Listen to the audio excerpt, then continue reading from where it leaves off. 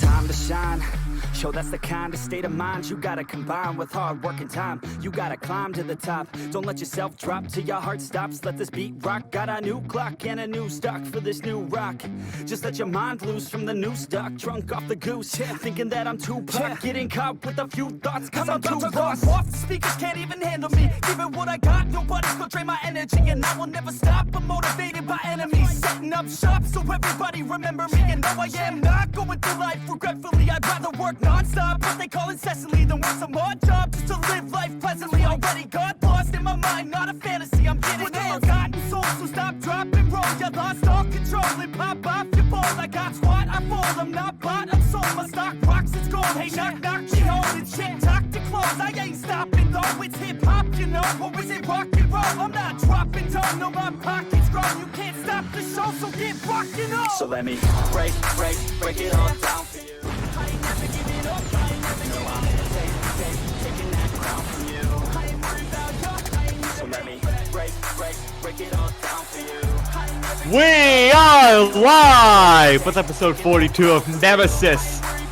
I am Alexander Shaw. I am joined by the chairman of the CWL, and we are rapidly approaching endgame here for the Nemesis Grant. We are only about 6 weeks away now, I believe, but only 5 episodes left of Nemesis.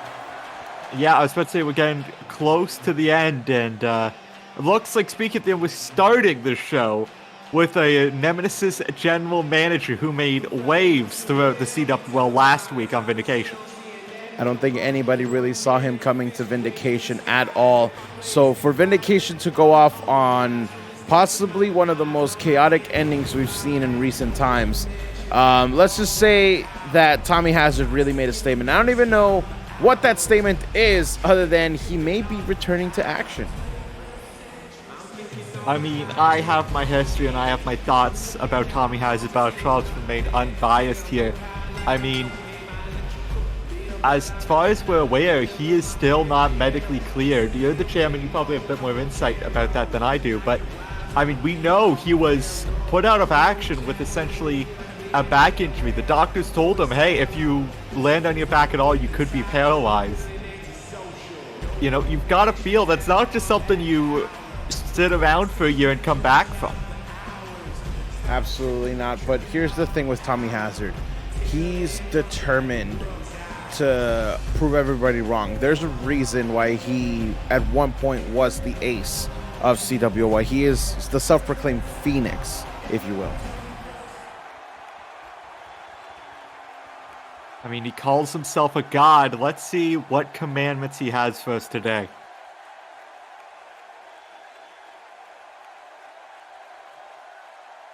The look I see on some of your faces here tonight is the same look I saw on Christopher Princess's face when I reappeared on Vindication last week. The look as if you've seen a ghost. And by all rights, he did. You see, for over a year I was content with moving on, with letting the Phoenix stay dead, with being a suit, getting older, growing fatter. But then, Chris Princess fucked around and he dropped me on my head, in my own house, on my own desk. But that's not why I came back. No. I'm not that petty. No, what Chris Princess did is he looked me in the eyes. And he said he was going to take it easy on me. He looked in the eyes of God. And he spit in God's face. And that disrespect, well, that's what sparked the Phoenix back to life. That's what got the gears turning. And Chris, the only reason I didn't come out there battle and said break your neck then and there was mercy. Something I've never shown anyone before. Because the old Tommy Hazard was not merciful. And I don't want to be the old Tommy Hazard because the old Tommy Hazard was a shit. He was an evil, vile bastard of a man. And I liked who I was now. I was getting older, growing fatter, and I didn't have to worry about whose back I had to stab in 2 months' time. But As anyone knows in this business, mercy is a very limited resource, and mercy runs out. And last week, my mercy for you ran out. And unfortunately for your Tier 3 simp, Colin, he got caught in the crossfire. But of course, very new talent and all that, so I don't really care. Chris, you brought this upon yourself. You have woken the wrath of God. And I am going to get you. There's no place, there's no brand, there is no heaven, earth, or hell that can keep you from your judgment day. That can keep you from me looking you in the eyes, you being forced to look in the eyes of God, the God of CWL, and being forced to pay your respects to the Phoenix Reborn, Tommy Hazard.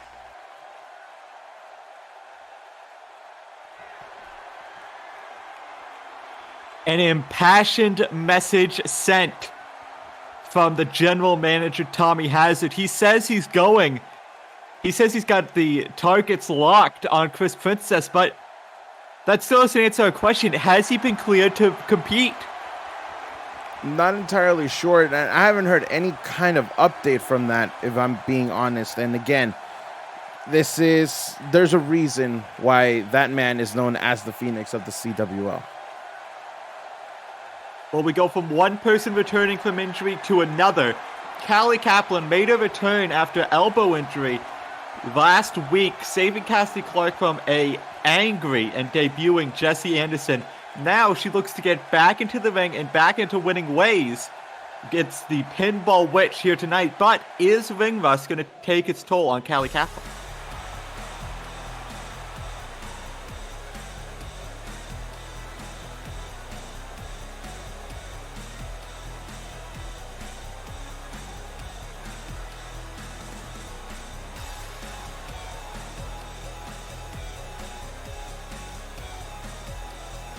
The opening match of Nemesis is set for one fall.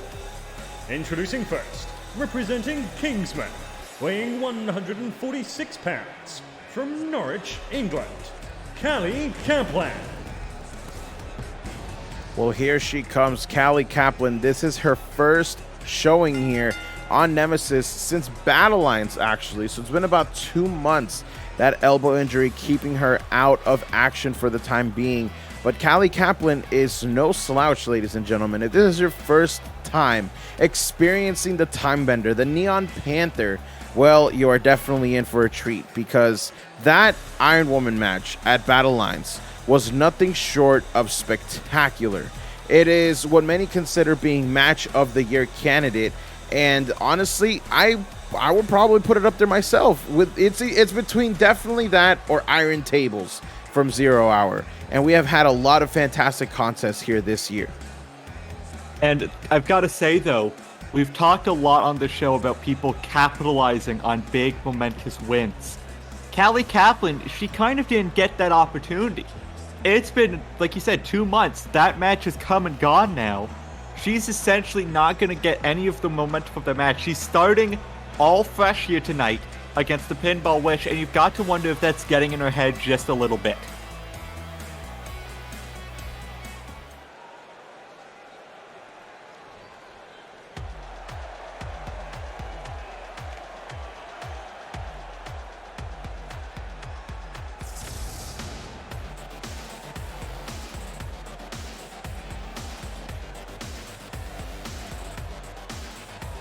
And her opponent, weighing 139 pounds, from Tucson, Arizona, Pinball Witch.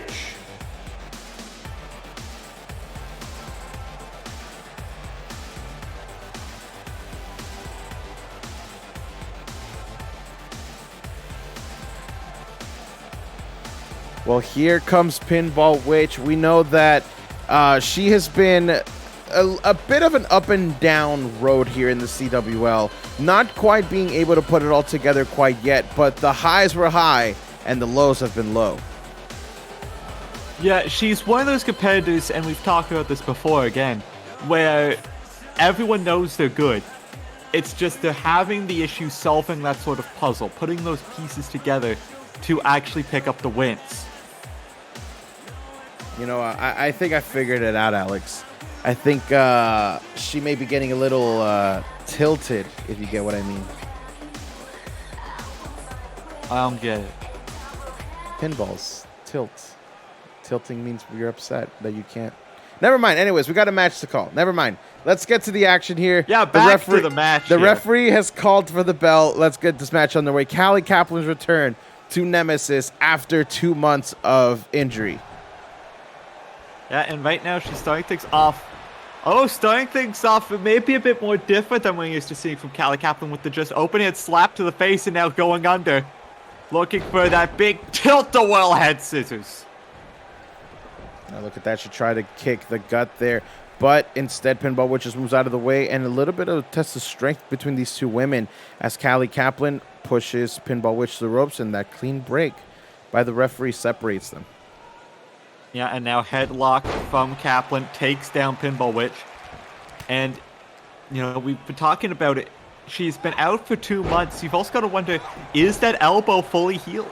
You know, is it 100%? Is there any lingering injuries there? And could we see Pinball Witch possibly target that during this match? It would be kind of foolish not to, you know, try to figure out whether the arm is still working or not. And, I mean, 2 months for an elbow injury, I feel like that's a long time. But we also do know that everybody's body heals very differently. And to be honest, some people are just too proud to really take the full time off, and they come back a little too early. So we're definitely going to find out if Callie Kaplan is maybe biting off a little bit more than she could chew here tonight. We just know that she's healed enough to be medically cleared, but again, we don't know what any lingering injuries we could see there, and that could take advantage in this match. But right now, Callie Kaplan's done a good job of keeping it even between her and Pinball, which bridges off the backdrop suplex, only gets a 1 count.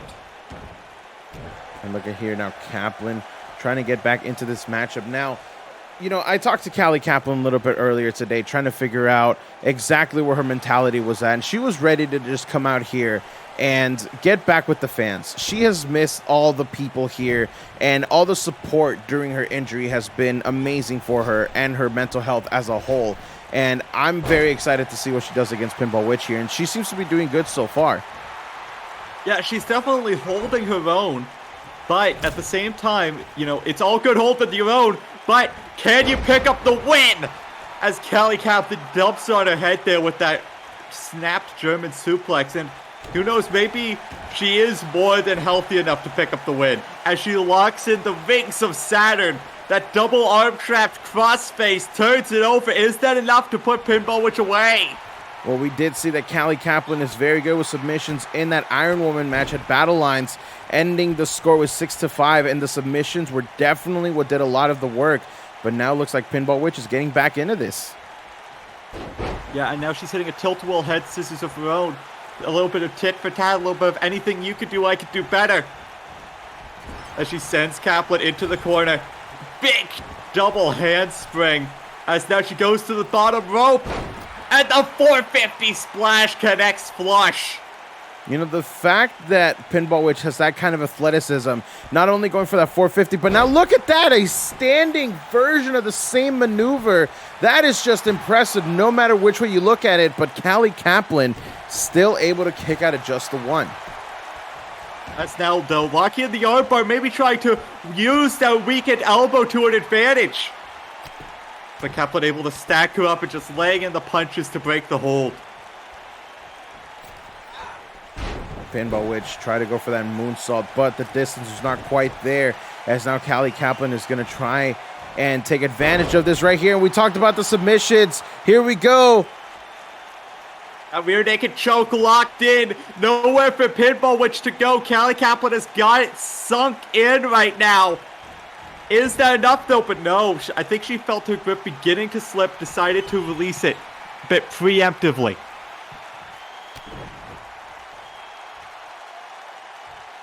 And now what the hell is this? Got her up on her shoulders, and a pump handle Death Valley driver there from Callie Kaplan. Which is enough to end it all.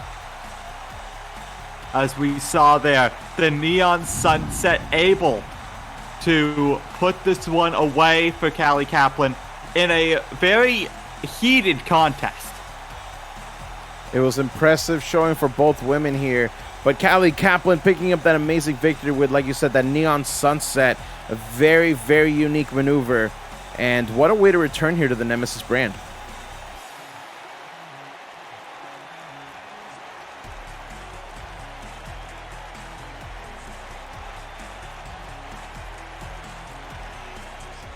The winner of the match, Callie Kaplan.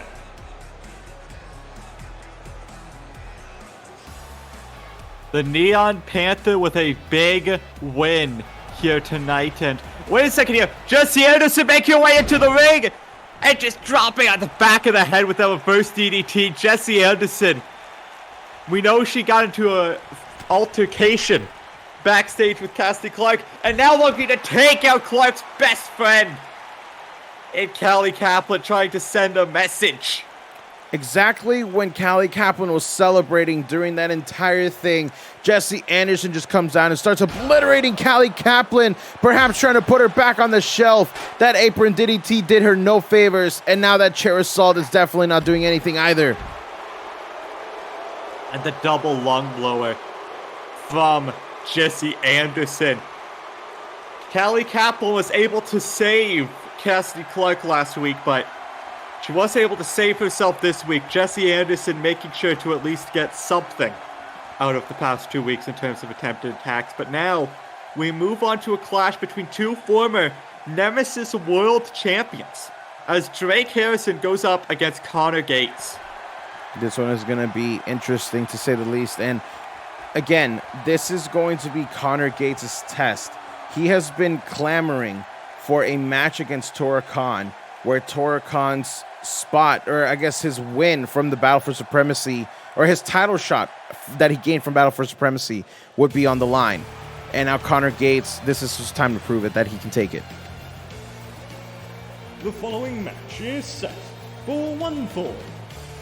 Introducing first, weighing 225 pounds, from Detroit, Michigan, Drake Harrison. So it appears that Drake Harrison, we saw this at Supremacy, and now we're seeing again, has begun to almost regress out of his dinosaur mutation a bit. I don't know if that's the proper terminology, but for when he was once all dinosaured out, he is now seemingly back to half Rex, half Drake Harrison.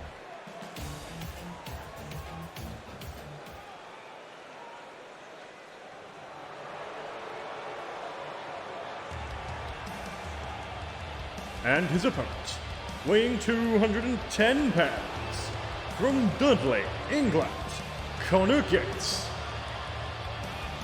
Well, this is the man that is coming out here to prove himself, because again, he wants Tora Khan's title shot at Endgame, and Tora Khan has challenged him to prove himself. I think if Connor wins here today, we're definitely going to get an update from Tora Khan sooner rather than later about what the outcome is going to be of that decision. Oh, absolutely. And, you know, it's got to be said, Connor Gates, he's definitely gotten every right to, you know, main event Endgame in a world title picture. He main evented Battle Lines as world champion. But that was then, this is now. He's going to have to earn his way to the top the hard way after being eliminated in the Battle for Supremacy. I think he's looking to start that road back to the top by going through Drake Harrison here tonight. And, you know, Drake Harrison is no pushover, as you mentioned, a former Nemesis champion in his own right, having defeated the likes of Gul Katak and John Spartacus to get there. So we know that Drake Harrison is definitely up there as one of the top names on Nemesis. Yes, but at the moment, I feel like both men are in a similar place where at Battle Lines, they were the top two champions on the brand. Drake Harrison was the Twitch champion. Connor Gates is the world champion, and now both of them are sort of stuck in the spot where they're trying to work their way back to the top. And we've talked a lot about how Connor Gates really needs to win this match. You've got to feel this is just as important a win for Drake Harrison. Absolutely. You know, everybody's always looking for a way to shimmy their way up to the top of the rankings, and a win over Connor Gates will definitely get him closer to that goal, whether it's Twitch title or Nemesis World Championship. As, you know, Connor Gates just twists back the arm of Drake Harrison. And now, goes to get him there instead. Rolls through, does Drake Harrison. Connor Gates dropped with that drop toe hold as Garrison now got him up in the fireman's carry and hangs him up to dry. Now, I think here, what Drake Harrison needs to do... Oh, he's going here for the cover.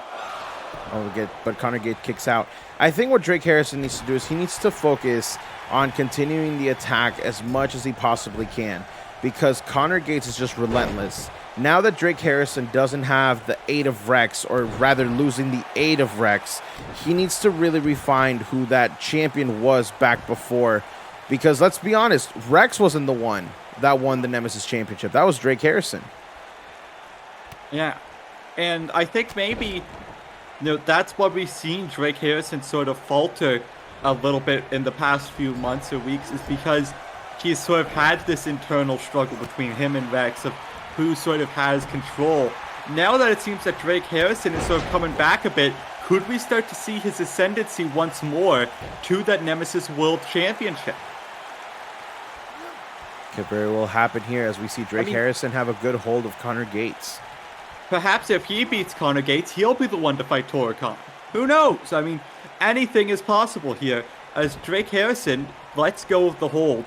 And now going to pick up Connor Gates, but Gates fighting out of it. European uppercut. And a twisted view dropping Drake Harrison. And now not wasting any time, calling him immediately back to his feet. Looking to hook the arms and lift him up into the Code Blend. That Code Blend was absolutely devastating. And that could be all she wrote here as the referee counts to 2. And that's a 3. Connor Gates, with only 1 Code Bled, was able to put away the fake dinosaur. The winner of the match, Connor Gates. It took back-to-back big shots, a twisted view immediately followed by the Code Bled, but Connor Gates was able to put down Drake Harrison once and for all here tonight. And now, we've got to wonder what's going through the mind of Toro Khan as he sees the man who is to be his challenger just pick up a huge win here tonight. I mean, the huge win is definitely not an understatement, but hold on, as we have cameras in the back, it looks like John Spartacus may have been assaulted here as he's just having a hard time catching his breath, but I don't see any sign of an attack anywhere. No, and he's supposed to have a match later tonight. I mean, are you going to have to find a replacement really quickly? I mean, who knows? But regardless, we now move on to Alex Clark versus Chris Edwards.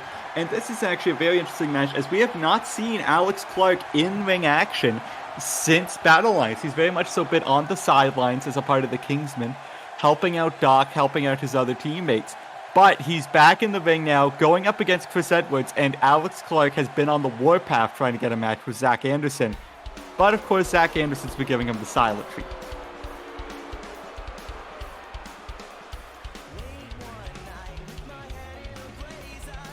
The following match is set for one fall. Introducing first, representing Kingsman, weighing 214 pounds, from London, England, Alex Clark. Well, you mentioned that Alex Clark has not had a match since Battle Lines in 2 months. And what's interesting about that is that, yes, he has been doing a lot of things with the Kingsmen. But on the other hand, Chris Edwards has been nothing short of impressive, having decimated Cairo several times and just picking up a lot of momentum for himself, even though he didn't have that good of a run at the Battle for Supremacy. Yeah, I mean, it's sort of the tale of two wrestlers right now. We've got one guy who's making sort of his return to in-ring action after a couple months, and a guy who's definitely been holding it down on Nemesis. You know, you and Tommy Hazer have been putting challenger against this guy in the ring, and Chris Edwards, to his credit, has beaten them back time and time again. That being said, though, is he ready for someone like Alex Clark, who we know has been training, he's been in the gym, grinding, waiting for this opportunity to get back in the ring? I don't think he's going to have any ring rust, Chairman. I think he's going to be in here ready for a fight. I mean, a fight is definitely the kind of stuff that we want to see here. And Alex Clark is no pushover, having been a former Twitch title contender, being the last man standing in that Battle Lines tag team match where Nemesis faced off against Vindication. And I think now with this focus that Alex Clark has, he is going to be a very, very dangerous opponent for anybody that steps across the ring from him.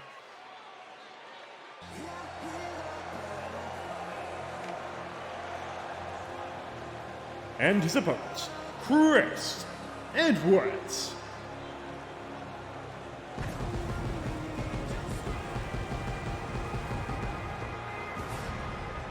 Making his way down to the ring, maybe the most controversial figure on Nemesis right now, Chris Edwards, the Nighthawk.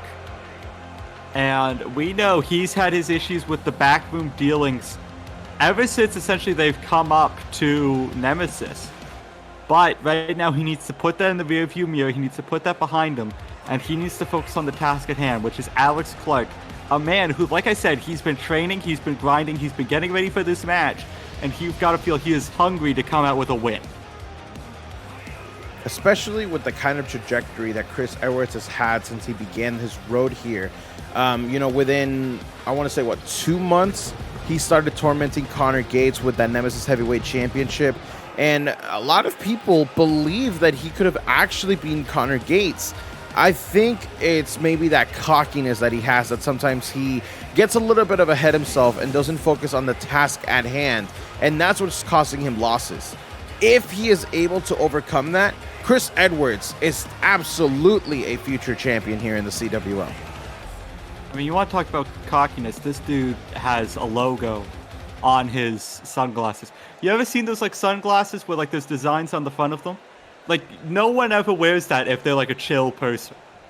It just sort of goes to show how cocky and how full of himself Chris Edwards is. But could Alex Clark be the one to humble him here tonight? I don't think Chris Edwards is going to let that happen lightly. Absolutely not, as now the match has begun. And again, we need to see the determination and that basically everything that Alex Clark does here. I guarantee you he is imagining Zach Anderson in that ring instead. And that's what I was just about to ask, Chairman. I mean, we've talked about how Chris Edwards has had his issues with backroom dealings and he needs to not let that get in his head. But Alex Clark right now, he's going to be feeling a lot of things in his head. First, that super kick. Second, that German suplex. And third, where is Zach Anderson right now? And is he going to attack me at any given second? I wouldn't put it past them. They are the Fatal Vices for a reason. We have seen them before use their special magic powers to just appear at a moment's notice. And, it's something that I always fear will just happen at the drop of a hat. Yeah, and not just, is he going to be okay, but, we've mentioned this before, but we've seen that Zach Anderson has targeted his family, targeted his home. You've got to feel that while he's in the ring, what's Zach Anderson going to do? Maybe not to him, but to people he loves backstage. And look at here now, Alex Clark using his entire environment to get the upper hand in this matchup, which is a very interesting take from Alex Clark. He's being a lot more brutal and methodical here than before. Absolutely, and yeah, I think right now we're sort of seeing he is not necessarily letting Zach Anderson get into his head right now, but right now he needs, like I said, he needs to not worry about Zach Anderson and start laying in those cutters to Chris Edwards, as he might prove to be a cut above him. But instead, Chris Edwards kicks out at one, and now the kick to the back of the head keeps things in control for Alex Clark. Now Alex Clark, oh look at this, he has got him up. Alex, what's coming next? And the final destination connects.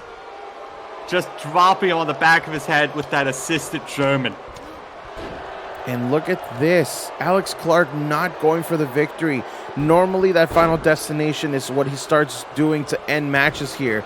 But Alex Clark is just continuing. Oh my God, look at that, out of nowhere. The blackout is locked in, looking to make Chris Edwards black out or tap out. And that is exactly what he just did. Alex Clark a man possessed here tonight, wanting to pick up a big win, and that is exactly what he just did over Chris Edwards.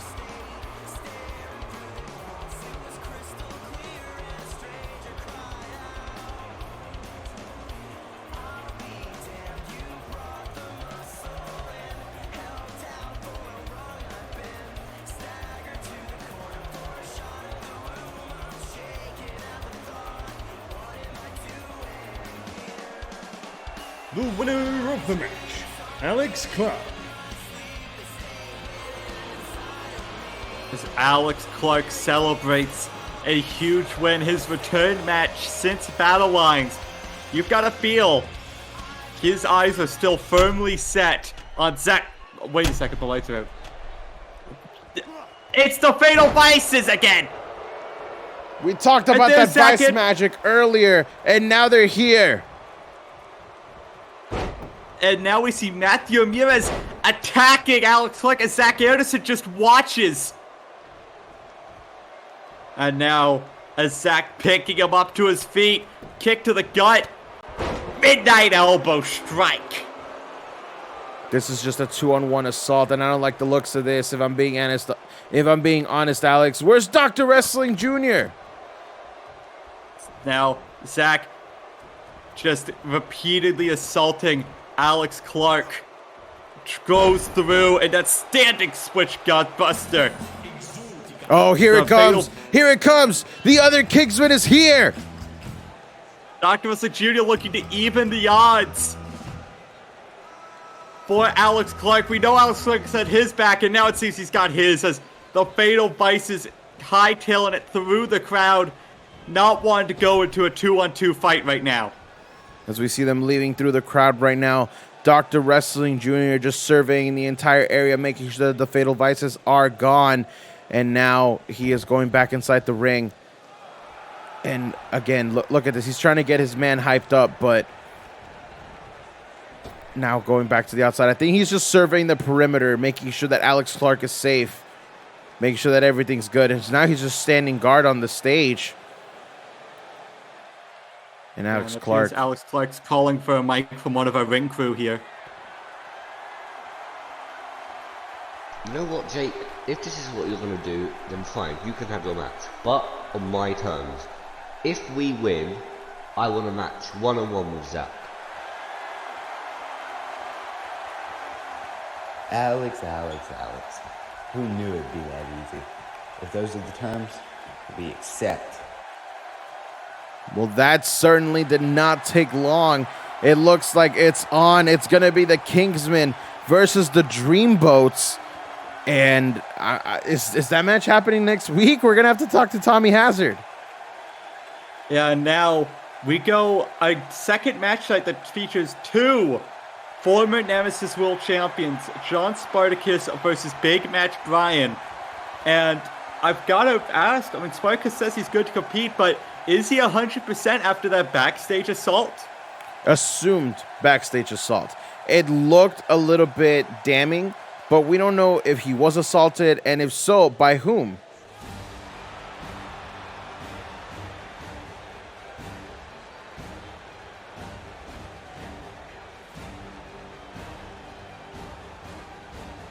The following match is set for one fall. Introducing first, weighing 280 pounds, from Rome, Italy, John Spartacus.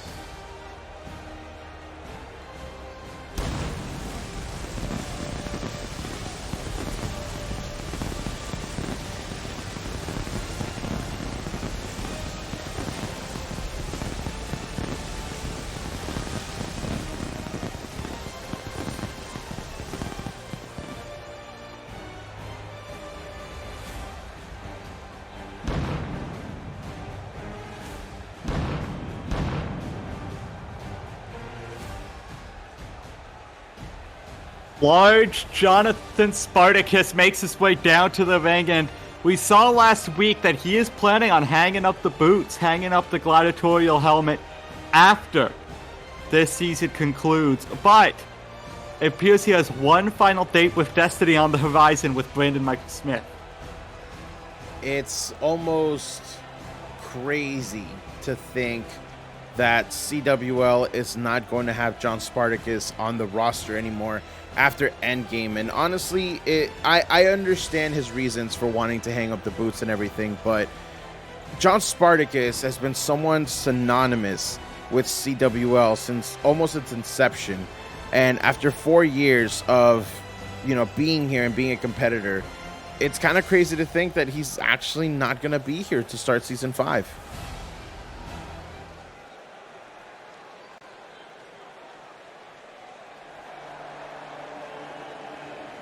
And his opponent, representing Anarchy Inc., weighing 208 pounds, from Dallas, Texas, Brian.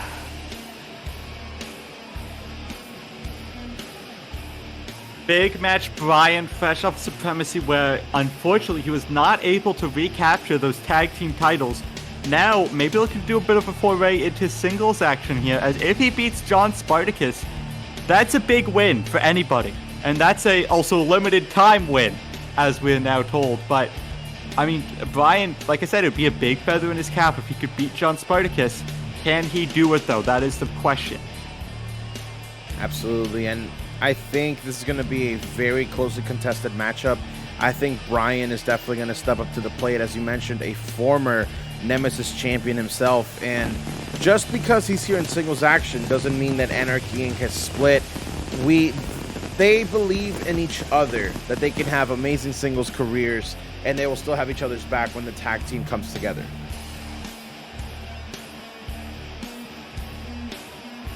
Brian, we've known, has had great singles runs in the past. He was actually the world champion going into last year's Endgame. But it doesn't appear he's going to be fighting for that world title again unless, like I said, he could pick up some big wins, like one here tonight over John Spartacus. Now here we go. The match is getting ready to begin. And again, the question now is posed. Will we find out who even attacked John Spartacus? And if you were to ask me, I feel if he was attacked, I think it was BMS. I wouldn't put it past BMS. I mean, we've seen it before. The motive is there. The evidence is there. But as we see the huge knee strike just drop John Spartacus, and Spartacus just gets right back up.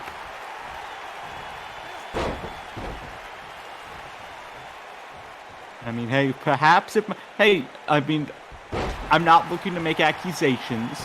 Perhaps it was Brian. I mean, he knows he's got this big match against John Spartacus. He's got some frustrations after losing. Maybe it's him. He's got some frustrations after losing at Supremacy on him. I didn't even consider that. And I wouldn't put it past Brian. We know that recently the Disciples were starting to reform now, obviously under the Anarchy Inc. name, because Brian and Jacob Nitro are Anarchy Inc. Alex Perez recently joined them. You know what? I'm starting to like that theory. I mean, we know obviously the wars that the Disciples... Wait a second! Canadian Destroyer! What? And he doesn't even get a 1 count off of it. John Spartacus is a monster. He got dropped on his head and said, I'm not even staying down for 1. And now he gets hit with the 6 cents from Brian. And he's right back up. What does it take to keep this man down? I mean, there's a reason why John Spartacus is a former 3-time Nemesis champion. And, I mean, correct me if I'm wrong, there's nobody else that can share that accolade with him. He's not currently. As the referee goes down on, it looks like not on purpose. As now Brian, look at the fly high here. And the referee need to move out of the way as he goes coast to coast, turnbuckle to turnbuckle with that drop kick. But look at that. John Spartacus not even missing a beat. As soon as he gets hit with that drop kick from coast to coast, he is right back on the attack. And again, another running knee strike, this time keeping Spartacus down. It's still not even for a 1 count. He's the gladiator for a reason, as now Bryan is gearing up here. Is this going to be one more time, that rocket kick? Is this going to be enough to keep Spartacus down? No, it's not. We saw BMS claim that John Spartacus was a shell of a man that he once was. Maybe Spartacus took that to heart. Maybe that lit the flame inside, because right now, John Spartacus has taken everything Bryan has had to throw at him, and he has been seemingly unaffected. Now look at this. The fall of Rome, dropping him face first, but it's not enough to put Bryan away. These two are showing now, exactly why they are former champions, as the Centurion Spear may have just broken Bryan in half. Into the cover, hook the legs, John Spartacus to beat Bryan. No, Bryan just gets the shoulder off the mat in time. And now it's John Spartacus who has to be thinking the same thing as Bryan. What is it going to take to put this guy down? It's now sizing him up, almost like a predator, stalking his prey. Waiting for Bryan to come back to full consciousness and await the Spartan warrior. I think that exhaustion is starting to sit in, though, Alex. Look at the deep breaths that John Spartacus is taking. That's something we've never seen from him before in the past. Maybe aside from last year's endgame. Now, got him up, and another Oklahoma slam. And again, just not giving him any reprieve is Spartacus. Goozled him, got him up top. Opening counters the spine buster into a DDT. The wherewithal of Bryan to still be able to pull something off like that just goes to show that that champion is still inside him. And now as he's starting to choke the life out of John Spartacus, a little bit of the old Bryan we're starting to see here. Indeed, as now he goes into the cover. Possibly think he's got Spartacus dead to rights, but no.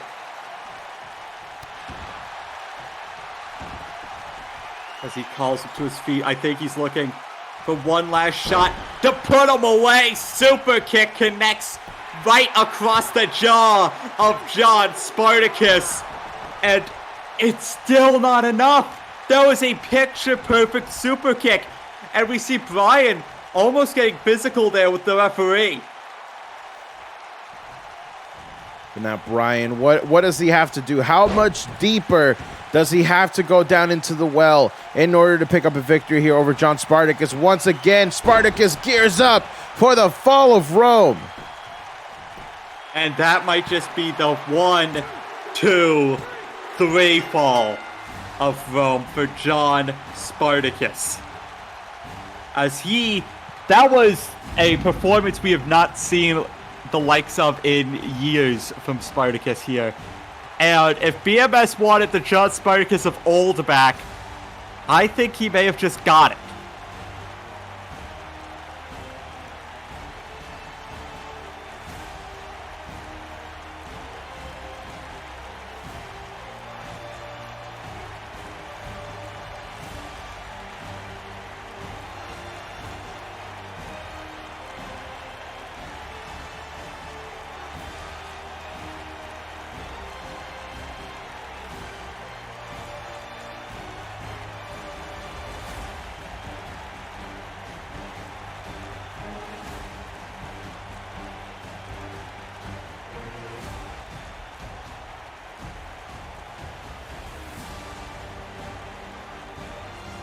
The winner of the match, John Spartacus.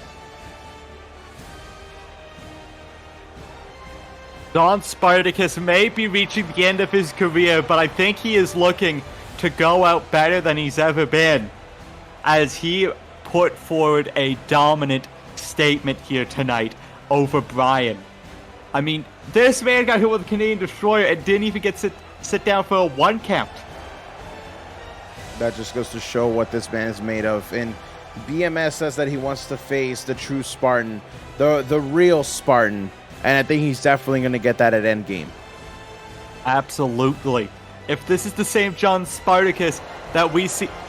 Wait a second. No! What are the War Boys doing out here? What is he doing out here specifically? Now, the War Boys in the ring with John Spartacus. Wait a second! They've got John Spartacus up! And now hitting that Doomsday device on Spartacus! What the hell is this? Someone get that evil mastermind Warboy Haas away from the ring! There we go! As BMS just smashes this chair over his head, seemingly coming into the aid of John Spartacus. But he still has the chair in his hand, and John Spartacus is right there.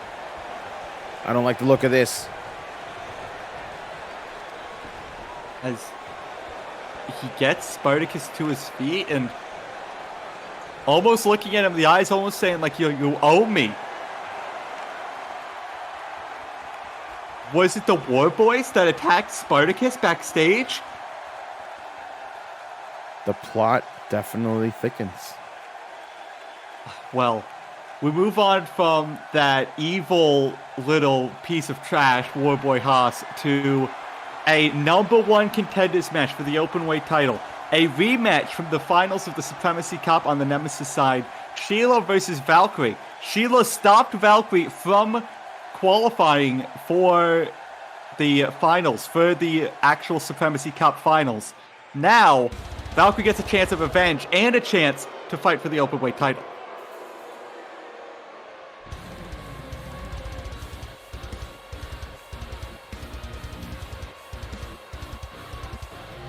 The following match is set for 1 fall. Introducing first, weighing 254 pounds, from Winnipeg, Manitoba, Sheila. Sheila is a scary person, Alex. I don't know if you've been keeping up with social media as of late, but some of the stuff that is being shared by Sheila is literal stuff out of horror movies, except it's not a movie.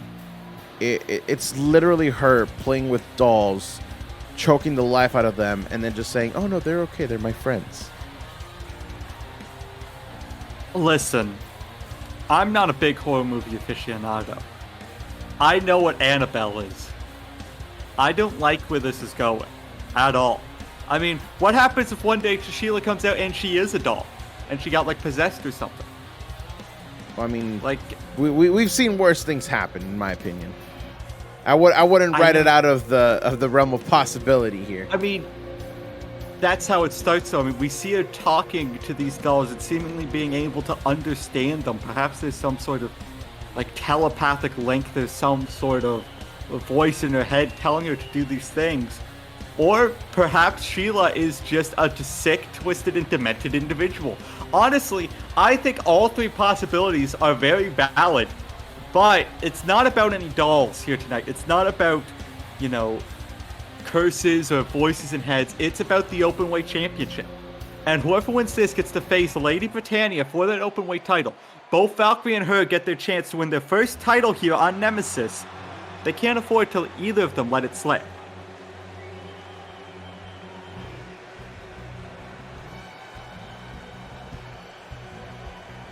And her opponent, weighing 121 pounds, from Helsinki, Finland, Valkyrie.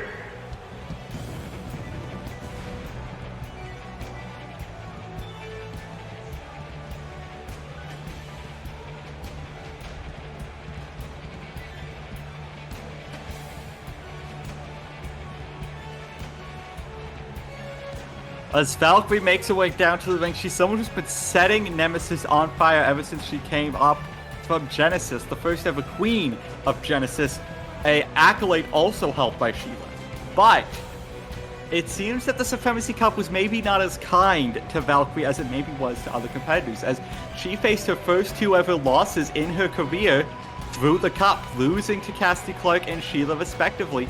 Both major matches in determining whether or not she won the Cup, as of course Cassidy would end up going 4-0 up until her loss. And then Valkyrie, because she lost to Sheila, didn't make it to the Supremacy itself.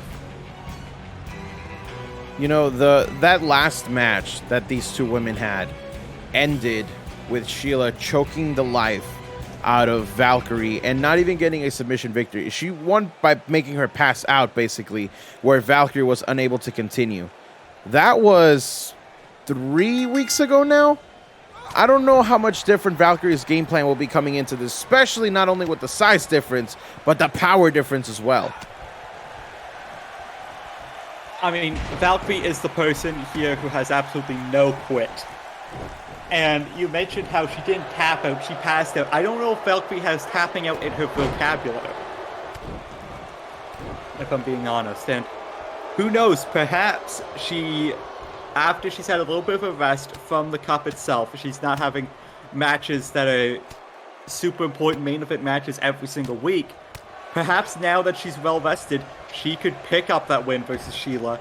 Or it could just be the second versus the same as the first. And Sheila might be putting Valkyrie in a hearse. And you can imagine that Sheila definitely feels determined to not only put away Valkyrie, but be ready for that title match. Sheila hunts at, or was a gold hunter in her time in Genesis. And although her fortune hasn't been the same here on Nemesis, she wants to get back to that sooner rather than later. And I think maybe that is what just kind of clicked in her brain and why she has adopted this new persona, that's this new demented persona. I mean, one thing I've got to wonder, I've had it in the back of my head since last week. Jesse Anderson was partially responsible for the end of Sheila's Queen of Genesis title reign. You've got to wonder if Sheila has that she's going to sort of be the next on her hit list. You know, after she's done with Valkyrie and then Lady Britannia, perhaps she goes after Jesse Anderson next. Who knows? But she needs to not worry about Jesse Anderson because Valkyrie is a second-to-none competitor right now, and she has done a great job of making it so that Valkyrie cannot get any momentum going. Oh, look at that. I don't know how smart that is by Valkyrie, just slapping the taste out of Sheila's mouth. Maybe that just set off the she-monster even more. Yeah, it's now Valkyrie got her by the hair, going to throw her into the corner. Instead, the shoulder barges into the gut of Valkyrie, and now it's just a straight gut punch, and now raking at the eyes, grabbing the nose, doing whatever it takes to get a little bit of advantage, and just stomping the head into the mat. Look at this, just the brutality from Sheila, just having no regard for Valkyrie's well-being. Like, I know we're competing here to see who is the best fighter amongst everybody on the roster, but you still have to have some form of respect for your opponent, you know? They still gotta be able to come out here next week and be able to fight. The fact that Sheila has no regard for that is just disgusting, honestly. And speaking of disgusting, I think Sheila's lucky to make Valkyrie go to bed once again. Oh, wait a second. Valkyrie able to turn it over there, using her smaller size to her advantage, as now got the wrist lock locked in, looking to go high flying here is Valkyrie. Arm drag sending Sheila across the ring. And now everybody here in the crowd is starting to get pumped up for Valkyrie. The fact that she got out of that chokehold just goes to show that she did her homework. She is ready to take Sheila down as the dropkick connects, and now the fight will continue on the outside. 20 count is now in effect. I mean, last week it apparently wasn't, but most of the time, 20 count is in effect. Regardless, Sheila taking the fight to Valkyrie on the outside, and you've got to feel that the outside of the ring might be more Sheila's playground than it is Valkyrie's. As, I mean, I could just see Sheila ragdolling Valkyrie any which way across the ring. Across the outside, rather. I mean, yeah, I could see it too, but it looks like Sheila has decided to opt to go back inside the ring. And now, here we go. Valkyrie getting loaded up. There it is. It connects. The DDT is in. This is Valkyrie's opportunity. Is she going to get the victory here and challenge Lady Britannia? No. No, it was not to be for Valkyrie. The Valkyrie DDT not able to put Sheila away. It's going to take a bit more than that to put away someone that size. Especially someone who is this laser focused on just hurting you.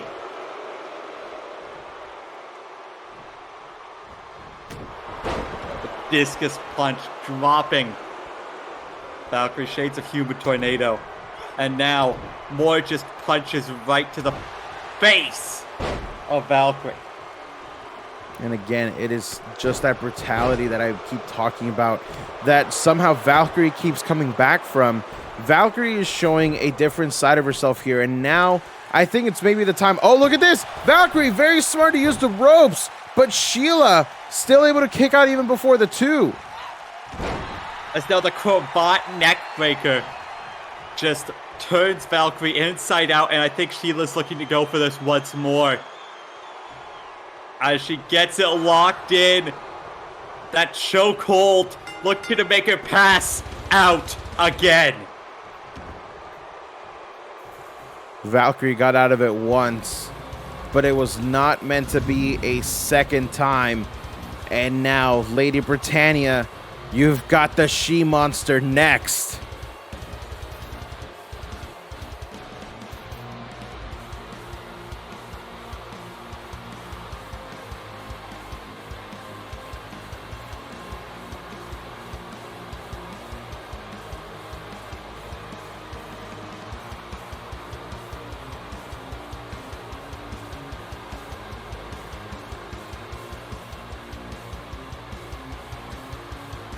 The winner of the match, Sheila.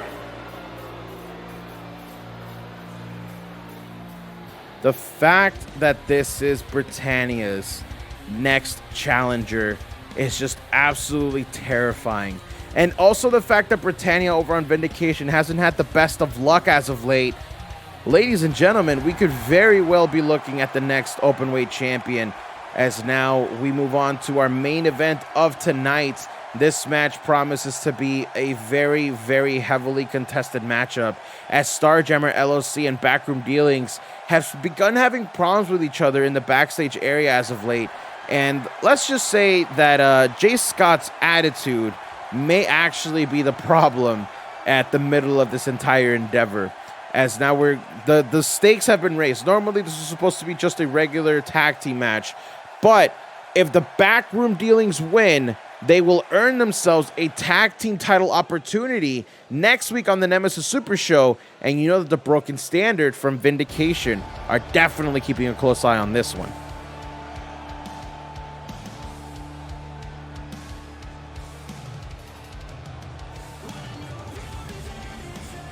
The following tag team match is the main event of Nemesis and is set for 1 fall.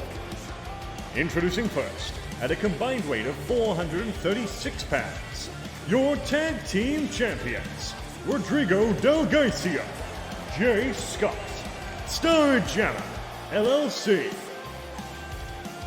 Well, here they come, Starjammer LLC. They hold all the gold, if you will. They hold all the gold. They have the Nemesis Heavyweight Championship right now, obviously, in the backstage area. The Tag Team Championships. They hold the Vindication Heavyweight Championship. I mean, it's literally the top of the top here, Alex. Yeah, and they've also got a chance to win the Vindication Women's title should Yui Nishimura be successful at Jailbreak. At which point, you couldn't argue that they are the greatest faction of all time in CWL history. But that's still a bit of a mountain for them to climb, as Unishimura has to go... Oh god, why is he getting a mic?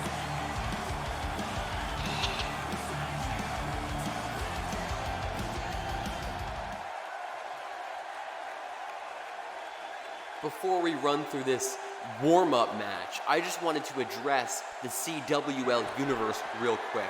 I stand before you as one half of the CWL Tag Team Champions, and right here beside me is the only man to be both a Tag Team Champion and a Nemesis Heavyweight Champion at the same time, Mr. Rodrigo Del Garcia. There are people out there, woefully misguided people, who think that the gold being around our waists is some kind of fluke. I'm here to clear up those delusions. I'm here to help you people understand what the situation is here in CWL. What you see before you, Starjammer LLC as champions, that is a sight that you're going to have to get used to because this is the status quo from here on out. I put this group together. I chose these people for greatness, and now they have achieved it. Don't you people understand? Everything I touch turns to gold. I am King Midas. I have forged the greatest wrestler of all time in Rodrigo Delgaiso. I have transmuted Pistolero into the baddest man on the planet. I have built a multimedia superstar with Yui Nishimura. We are gods that walk the earth. And CWL's first sacrifice to us is the backroom dealings. Let's get this over with.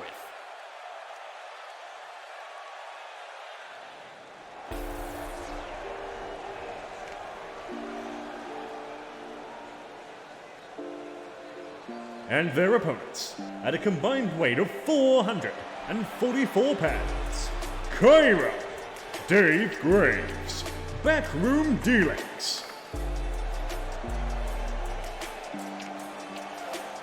Here's the thing, Chairman. I try to be as unbiased as possible, but I'd be lying if I said I haven't turned a shining to Backroom Dealings since they've made their call up to Nemesis. I mean, they've been one of at least the most interesting and exciting acts to watch on a regular basis on the show, and also they have the opportunity to smack Jay Scott in the mouth, which I think is a huge plus.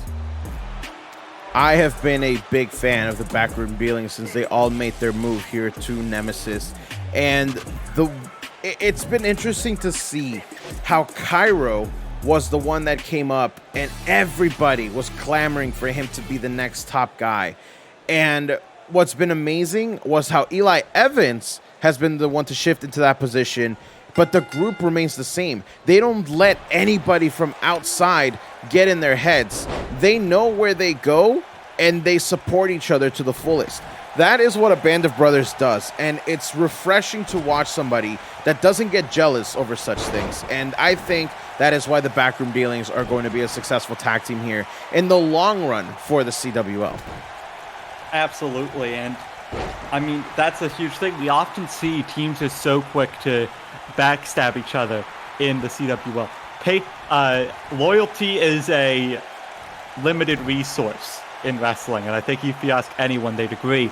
But we see true loyalty between these guys here. I mean, Bobby Slam, who's just taken out of the injury, they didn't say, sucks to suck, he's gone. No, they are making sure that his sort of legacy is remembered, that he is remembered as a wrestler. And I think that just goes to show, like you said, how close these guys are. They broke into CWL together. They became these big names together. They owe themselves everything to each other. And I think that's why they have such a close bond, is because they know without each other, they wouldn't be here.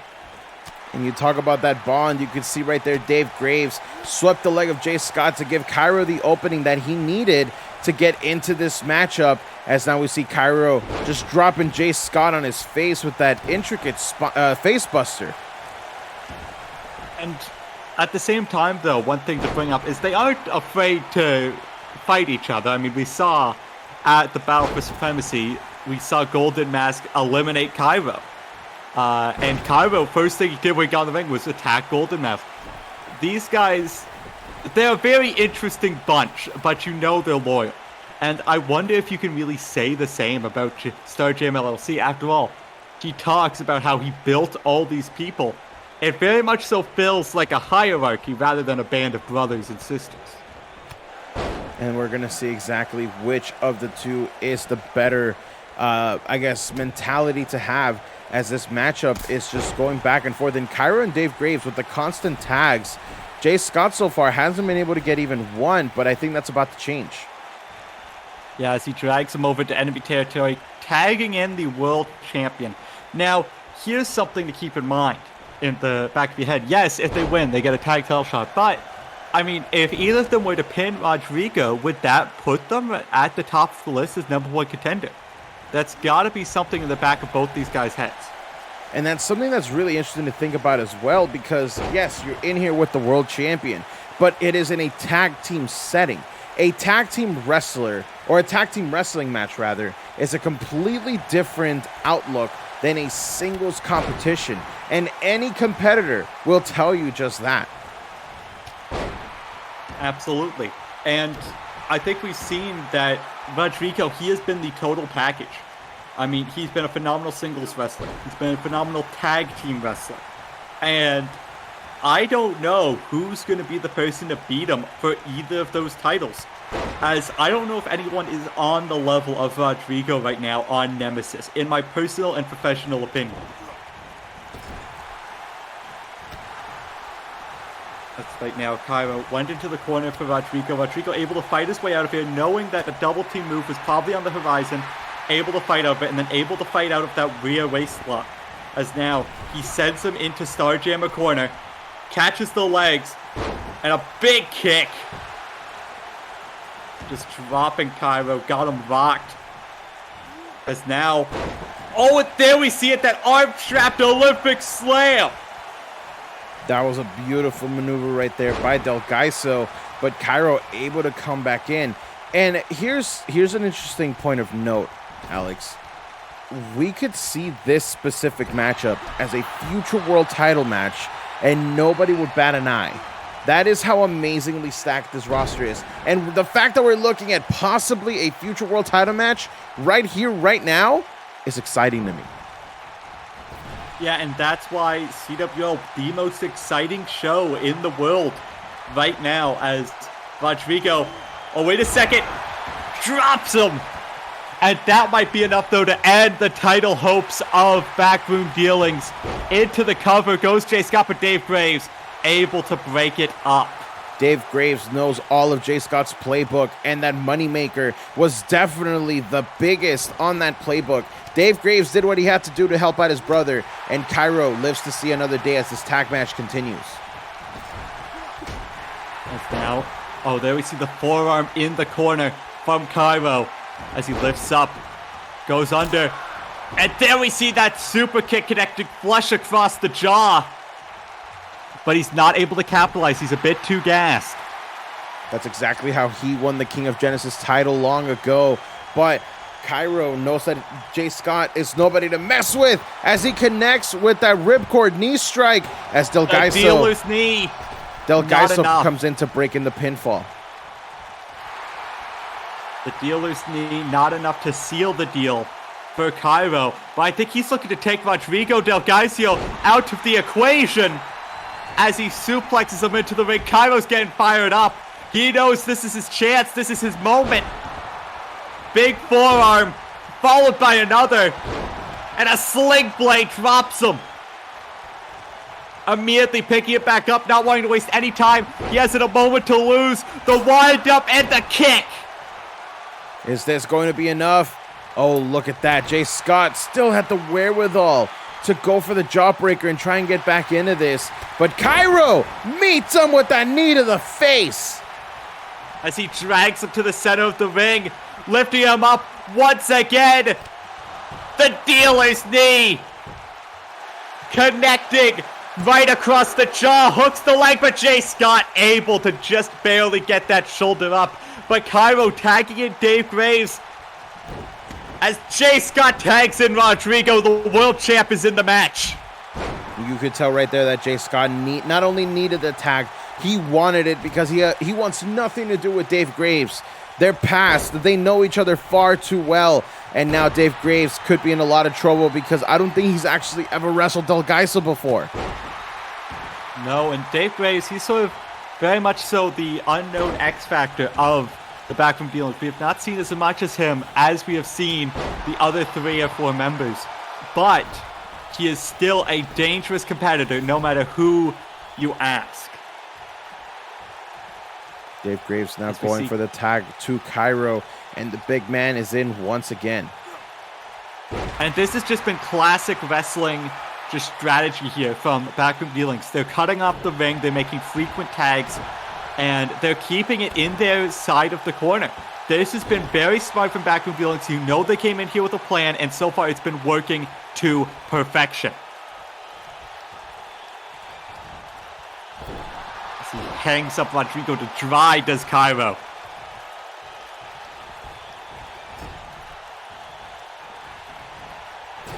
sends him into the corner, bounces him off, and a German suplex dumping him on his neck does Rodrigo. And Rodrigo's just basking in the energy of the CWLUniverse right now. Now, big clothesline, a double fist punch there. Tilt-a-whirl power slam from Rodrigo. He is fired up. He is jacked up as he sends him into the corner. Oh, it catches the legs once again, and another kick to the dome.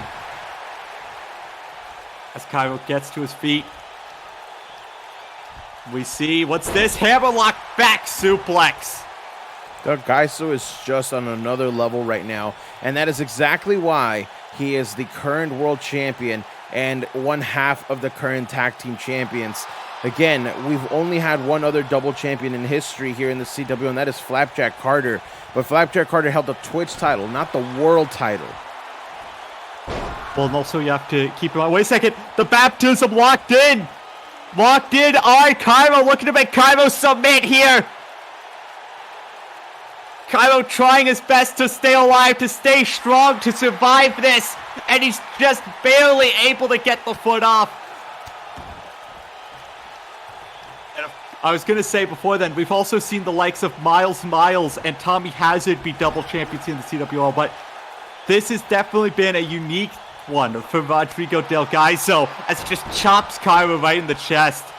And Cairo desperately needs to make a tag to Dave Graves. But Jay Scott stopping him. Wait a second, boot to the face. Drop kick. Cairo fighting with every bit of energy he's got left, the adrenaline coursing through.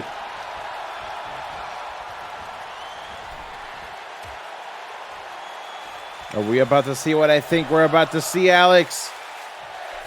Yes, we are, as Jay Scott puts him up on the top for the CWL special.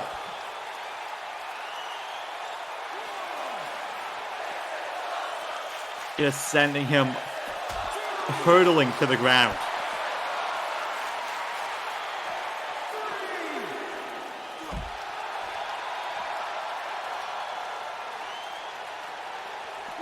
You know, say what you will about the ego of Jay Scott, you can't deny in these big tag match situations, he brings it out big. As Cairo trying to make a tag here, but Jay Scott stopping him before he's able to do so. You could just see the exhaustion right there coming out of Cairo. He was literally inches away. All he had to do was reach out his arm, but he couldn't even do that. And again, it's no disrespect to Cairo, but all these men have been through hell and back so far in this matchup. I don't blame them for not being able to do something that seems so basic, just watching the match, if you will. As now, though, Cairo sizing up Jay Scott in the corner here.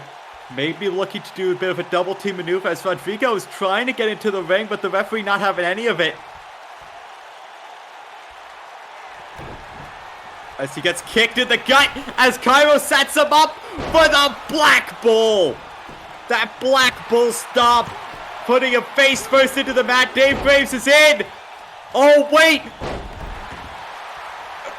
Rodrigo redirected Dave Graves into the referee, taking him out. And now who is this situation going to benefit? As look at that, Cairo connects with that knee once again, but we don't have a referee to do any counts. I've got to feel that Jay Scott, if it wasn't for Rodrigo misdirecting Dave Graves into the referee, Jay Scott was down for the 3 count. And Cairo needs to try capitalize on that. Wait a second, rolls him up, small package from Jay Scott, 2. Oh, but Cairo just barely able to kick out in time. As it's all chaos here in the ring. As now, oh wait a second, I think that was a bit of a low blow there from Jay Scott. But Cairo able to get to his feet, but he can't make the tag. That was just absolute chaos between all 4 men, as Jay Scott seems to come out on top of it all. But it looked for a second that Jay Scott was going to come out of it. But Cairo now, as the dust starting to settle, we don't see Dave Graves in the corner. This is a bad spot for Cairo and definitely not where he wants to be. Rodrigo now coming into the ring, maybe looking to finish off Cairo to pick up the scraps, but Cairo arm drags him through it. Got him up on the shoulders, but Rodrigo fighting his way off with the elbow strikes to the side of the head, and now got him in the front chancery. And this is not looking good for Cairo, lifting him up into the Del Gaisio special. But Cairo able to get onto his stomach, Rodrigo not paying it any mind, instead transitioning and just looking to snap that arm right out of its socket. Cairo desperately needs to make that tag with Dave Graves, but he might not get the opportunity as the Del Gaisio special this time locked in again. And you see Dave Graves trying to just reach out to make the tag, but he's not quite able to get it, and Cairo is forced to tap out. What an amazing match these two teams just put out there. But the stakes were raised. But unfortunately for the backroom dealings, Starjammer LLC are proving exactly why they are the tag team champions.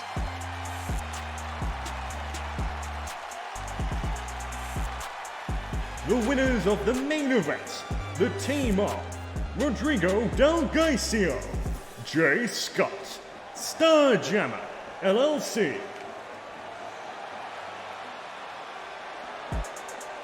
Well, Jay Scott and Rodrigo Del Gaisio. Jay Scott said this was going to be a warm-up match, but I don't think that was anything like a warm-up match. They were brought to the absolute limit here tonight. And you've got to feel maybe when they've got a bit more of tag experience here under their belt, we could see them challenge for those titles again back in dealings. But from what I understand, we have one last thing, as Jada King has been given some time to explain what happened last week. You know, there was that footage that we all saw, that we shared, where Alex Mercer was seen ringing the bell at the 10, which, you know, it's instinct almost. I don't blame the referee. It's instinct almost. Whenever you hear the bell, to call for the match and end it. And, you know, we respect the referee's decision here, whatever it may be. And, you know, the referee called it for the double count out. So we're hoping that we get a little bit more clarity on this, especially from Jada King. We know Jada King keeps the title, but as a count-out, it does not count as a third defense towards that V-match clause, so she's still going to have to defend that title at some point. Are we going to possibly hear who her next challenger is? Is she going to give Selena Adams another chance?